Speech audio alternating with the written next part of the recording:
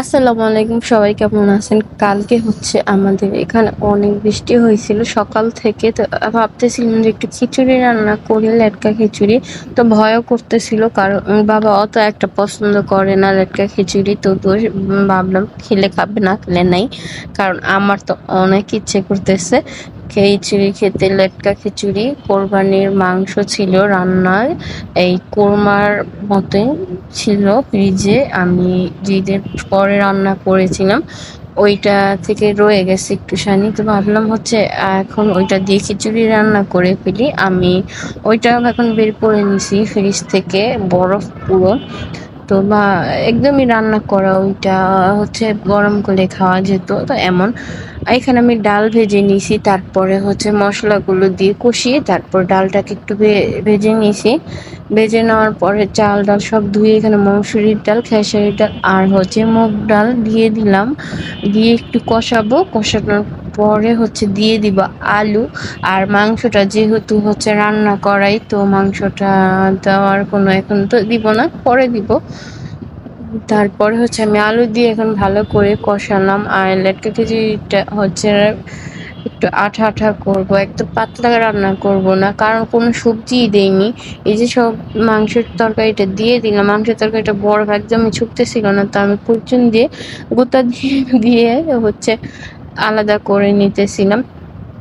তো যাই হোক, এখানে হচ্ছে আমি ঢেকে দিলাম যেন হচ্ছে ডালটা একটু নরম হয়। তারপর আমি চালটাও ধুয়ে ভিজিয়ে রেখেছিলাম আধা ঘন্টা আগে, কারণ অনেক দিন হয়ে গেছে এই মোটা লাল চালগুলো খিচুড়ি যে রান্না করার জন্য রাখছিলাম, তো আর রান্না করা হয় না। তার জন্য অনেকেরই নাকি পোক বলে, চালের যে পোক থাকে হয়ে গেছিল। তো আমি এই চালটা ধুতে ধুতে ধুতে চাল সাদা করে ফেলছি, লাল চাল। তো তা যাই হোক, এখানে আমি চালটাও দিয়ে দিলাম, একদম সুন্দর করে এখন কষাবো, সব একটু টাইম নিয়ে ভাজবো আর কি চালটাকে। তাহলে হচ্ছে সব একসাথে মিশবে আর খিচুড়িটা মজা হবে। আমি এখানে কড়াইটা একটু ছোট নিয়ে নিয়েছিলাম, পরে হচ্ছে বড় একটা পাতিলে বসাইছি, কারণ এই পাতিলটা ছাড়া আর কোনো পাতিলই হচ্ছে নিচে নেই, সব পাতিল হচ্ছে উপরে। এর মধ্যে হচ্ছে কারেন্টও চলে গেছিল। আর যে খিচুড়ি বসাইছি, খিচুড়ি তার হয় না, প্রায় ৩টা ৪টা বেজে গেছে।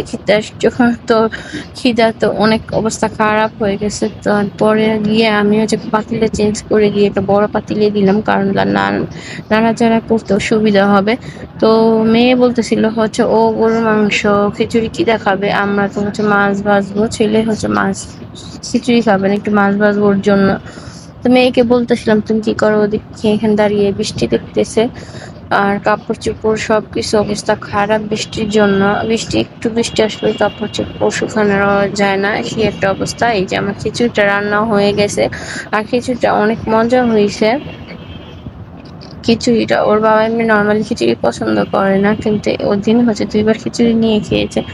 তো যাই হোক, এখানে আমি মেয়ের জন্য 2টা ডিম ভেজে নিলাম, একটা মেয়ে খাবে আর একটা ওর বাবা খাবে, না হলে ছেলে খাবে, যাই খাই। তো এখানে হচ্ছে আমি সুরমাম এই রূপচাঁদা মাছ ছিল ফ্রিজে ভেজে নিয়েছি। আর কারণ হচ্ছে ছেলে হচ্ছে একটু খিচুড়ি খাবে না, কিছুই খাবে না, শুধু একটু মাছটাই খাবে। তো ও হচ্ছে লেজগুলো খাবে, এটাই হচ্ছে জানা কথা, কারণ ওকে তো মাছ মাথা আর দেওয়া যায় না। তো যাই হোক, এখানে হচ্ছে আমি মাছগুলো একটু উল্টিয়ে পাল্টিয়ে ভেজে নিতেছি, মেয়েকে দিব।